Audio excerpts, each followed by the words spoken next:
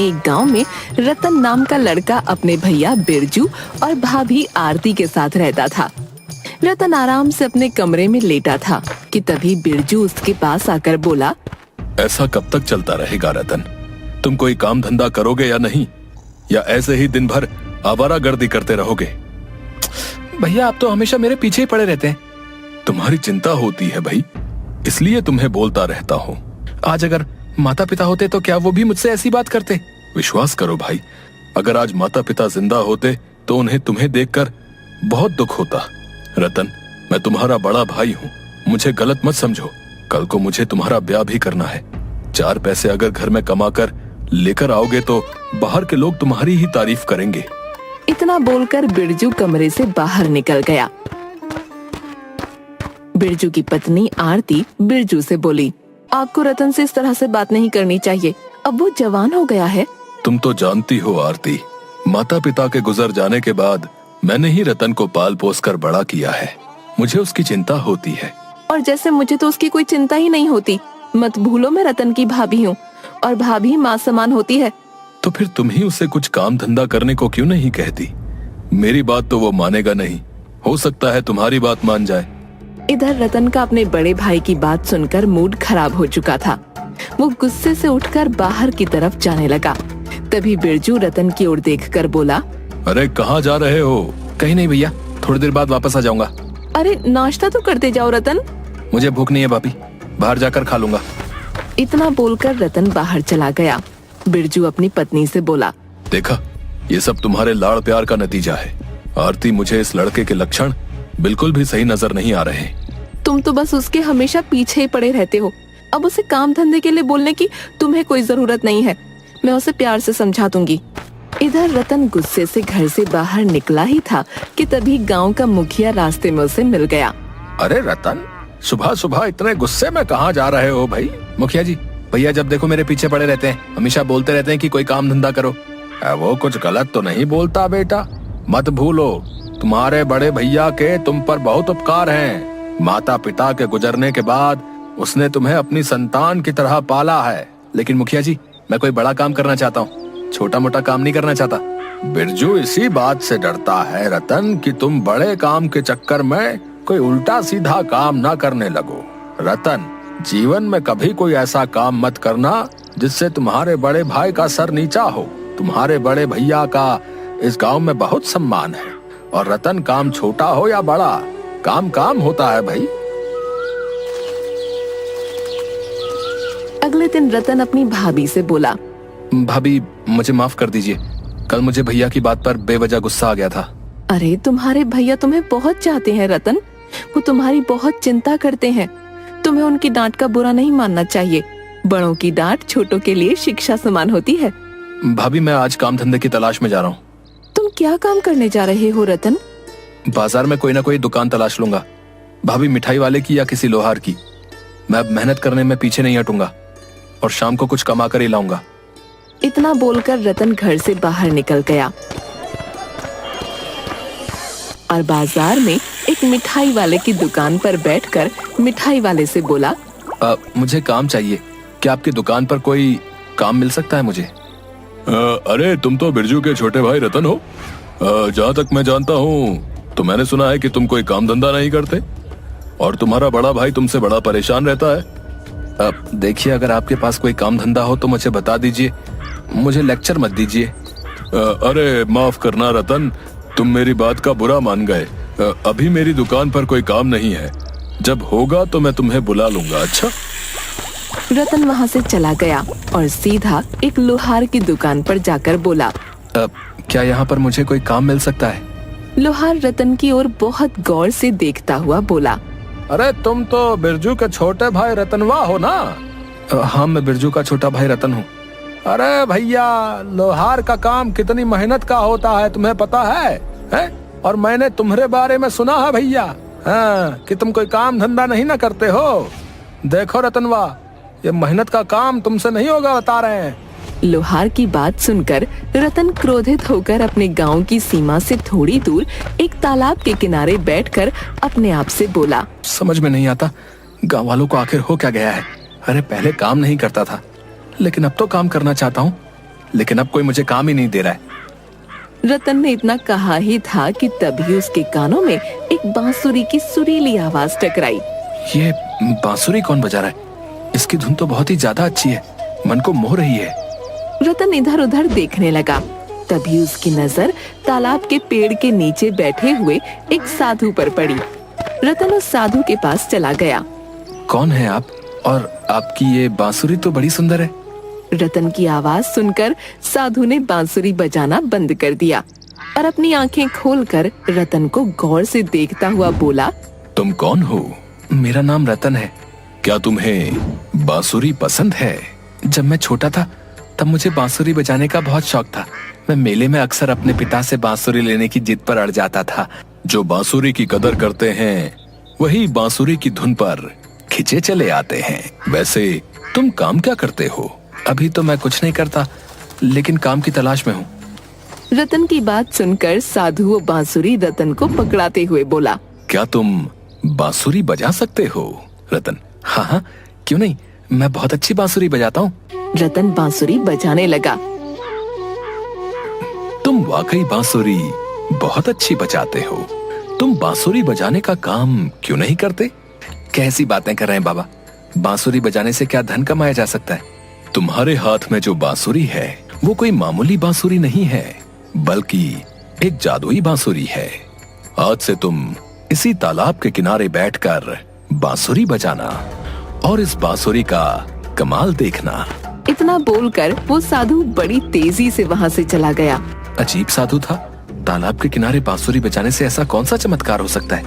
लेकिन एक बार मुझे बांसुरी बजाकर देखनी चाहिए। मैंने भाभी से वादा किया है कि मैं आज कुछ ना कुछ कमा कर घर पर लाऊंगा। अगर खाली हाथ गया तो भी भाभी मुझे गलत समझेंगी। इतना बोलकर रतन तालाब के किनारे बैठकर बांसुरी बजाने लगा। रतन अपनी ही बांसुरी की धुन में इस कदर खो गया कि उसे पता ही नहीं चला कि उसके पीछे कब एक बेहद सुंदर युवती जो कि आभूषणों से लैस थी उसके पीछे आकर खड़ी हो गई। तुम वाकई बहुत अच्छी बांसुरी बजाते हो। रतन ने जैसे ही पलट कर देखा तो वो सुंदर युवती को देखकर हक्का बक्का रह गया। तुम कौन हो? रतन की बात का उस स्त्री ने कोई जवाब नहीं दिया। उसने अपने सारे सोने के आभूषण उतार कर रतन को दे दिए और चुपचाप वहाँ से चली गई। रतन खुशी खुशी सोने के गहने लेकर घर चला गया। रतन, तुम्हारे हाथ में इतने ढेर सारे सोने के आभूषण कहाँ से आए?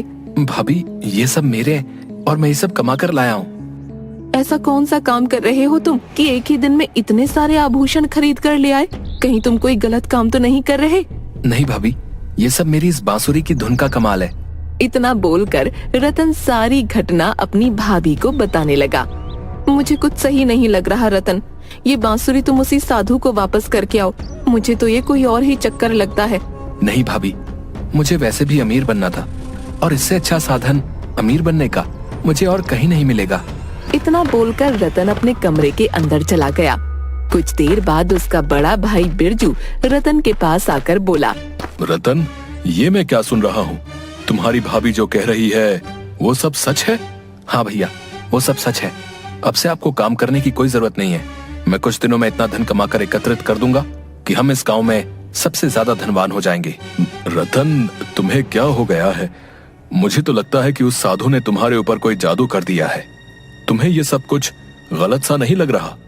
नहीं भैया, मुझे कुछ गलत नहीं लग रहा। बिरजू गुस्से से पैर पटकता हुआ वहाँ से चला गया। अगले दिन जब रतन सोकर उठा तो उसे सोने के आभूषण गायब मिले। रतन गुस्से से अपने भाई के कमरे में जाकर उससे बोला, कल जो मैं सोने के आभूषण लेकर आया था वो कहाँ गए? मुझे क्या पता वो कहाँ गए। बिरजू की बात सुनकर रतन गुस्से से आग बबूला हो गया। भैया, ये क्यों नहीं कहते कि जब मैं कल वो सोने के आभूषण लाया था तो आप मुझे देखकर जल भुन गए थे? ये क्या कह रहे हो रतन? तुम्हें अपने भैया से ऐसे बात करते हुए शर्म नहीं आती? मैं बिल्कुल सही कह रहा हूँ भाभी। भैया को मेरी कामयाबी बर्दाश्त नहीं हुई और इसीलिए उन्होंने मेरे कमरे से गहने चोरी कर लिए। लेकिन कोई बात नहीं, मेरे पास ये बांसुरी है। रतन दोबारा उसी तालाब के किनारे जाकर बैठकर बांसुरी बजाने लगा। कुछ देर बाद उसकी आंख खुली तो उसके सामने एक सुंदर औरत जो कि आभूषणों से लैस बैठी थी उसे निहार रही थी। कौन हो तुम? उस सुंदर औरत ने कोई जवाब नहीं दिया, बल्कि अपने सारे आभूषण उतार कर रतन को देकर चली गई। ये बांसुरी तो वाकई चमत्कारी निकली। अब मैं ये सारा सोना घर नहीं ले जाऊंगा, बल्कि पहले मैं इसे बाजार में बेच दूंगा। रतन आभूषणों को लेकर सुनार की दुकान पर चला गया और सारे आभूषण सुनार की दुकान पर रख दिए। अरे भैया, इतने ढेर सारे सोने के आभूषण क्या कहीं से चोरी करके लाए हो क्या? चोरी करके नहीं लाया, बल्कि कमा कर लाया हूँ। इसे खरीदोगे कि नहीं खरीदोगे? खरीदूंगा, लेकिन आधी कीमत पर। ये कैसी बातें कर रहे हो? आधी कीमत पर क्यों? क्या तुम्हारे पास इसकी पक्की रसीद है? वो तो मेरे पास नहीं है। तब तो मैं आधी कीमत पर ही खरीदूंगा। बेचना है तो बेचो, नहीं तो किसी और दुकान का रास्ता नापो। रतन अपने आप से बोला, आधी कीमत पर बेचना भी बुरा नहीं है। कल और जाकर कमा कर ले आऊंगा। ठीक है, मुझे इसकी आधी कीमत ही दे दो। सुनार ने रतन को सोने के आभूषणों की आधी कीमत दे दी। रतन पैसे लेकर अपने घर आ गया। उसके हाथ में इतने ढेर सारे पैसे देखकर उसका बड़ा भाई बिरजू बोला, रतन, ये इतने ढेर सारे पैसे तुम कहां से लेकर आए? बिरजू की बात सुनकर न जाने क्यों रतन को बुरी तरह से क्रोध आ गया। आपको इससे क्या मतलब है भैया? आप ही कहते थे ना कि कुछ काम कर लो, कुछ काम कर लो। अब जब मैं ढेर सारे पैसे कमा रहा हूँ तो मुझसे इतने सारे सवाल क्यों पूछ रहे हो? इतने सारे पैसे कमाने में 1 साल बीत जाता है। एक दिन में इतने सारे पैसे या तो केवल एक बहुत बड़ा बिजनेसमैन कमा सकता है, या फिर कोई बहुत बड़ा चोर। सीधे सीधे क्यों नहीं कहते भैया कि आप मुझसे अब जलने लगे हो? लेकिन चिंता मत करो, कुछ दिनों बाद मैं इस मकान को छोड़कर चला जाऊंगा और अपने लिए एक आलीशान कोठी बनवाऊंगा। तब मेरी कोठी को देखकर आराम से चलते रहना। इतना बोलकर रतन अपने कमरे में चला गया।